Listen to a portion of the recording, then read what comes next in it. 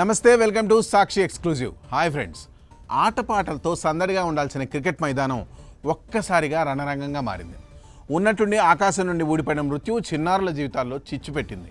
ఈ భయంకరమైన డ్రోన్ దాడి ఇప్పుడు ప్రపంచవ్యాప్తంగా కలకలం రేపుతోంది. అసలు ఆ రోజు ఏం జరిగింది, ఈ దాడి ఎక్కడ జరిగింది, ఈ దాడి వెనక ఎవరు ఉన్నారు అన్న పూర్తి వివరాలు ఈ వీడియోలో తెలుసుకుందాం. వీడియో అయితే ఎక్కడ స్కిప్ అవ్వకుండా చూడండి.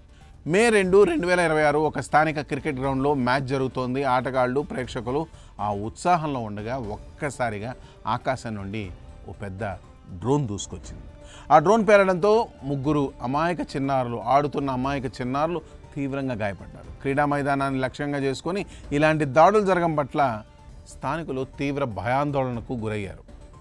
యుద్ధాలన్నవి సరిహద్దుల్లో జరగాలి, కానీ ఇంటి ముంగిట మైదానంలో కూడా ఇలాంటివి జరిగితే ఏమనుకోవాలి?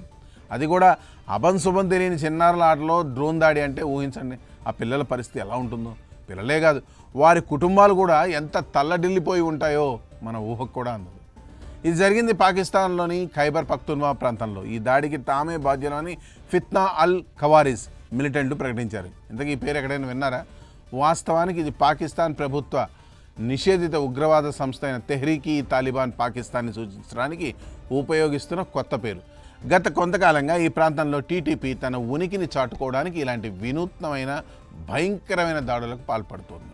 ఒకప్పుడు యుద్ధ విమానాలతో జరిగే దాడులు ఇప్పుడు చిన్నపాటి డ్రోన్ల రూపంలో ఇంటి గుమ్మం వరకు వచ్చేసాయి. టెక్నాలజీని ఉగ్రవాదులు తమ స్వార్థం కోసం వాడుకుంటున్నారు. రిమోట్ కంట్రోల్తో నడిచే ఈ డ్రోన్లు ఎక్కడి నుండైనా దాడి చేయగలవు. పాకిస్తాన్లో జరిగిన ఈ సంఘటన అభివృద్ధి చెందుతున్న టెక్నాలజీ విలన్ల చేతికి చిక్కితే ఎంత ప్రమాదకరమో మరోసారి నిరూపించింది. ఆటలు అనేవి దేశాల మధ్య, ప్రజల మధ్య శాంతిని పెంచాలి, కానీ అలాంటి చోటే రక్తపాతం జరగడం అత్యంత విచారకరం. గాయపడిన ఆ చిన్నారులు త్వరగా కోలుకోవాలని కోరుకుందాం. ఉగ్రవాదం ఏ రూపంలో ఉన్నా అది సమాజానికి శాపమే. మరి డ్రోన్ దాడుల టెక్నాలజీపై మీ అభిప్రాయం ఏంటి? కామెంట్స్లో తెలియజేయండి. That's all for today. This is Harikrishna signing off for Sakshi exclusive.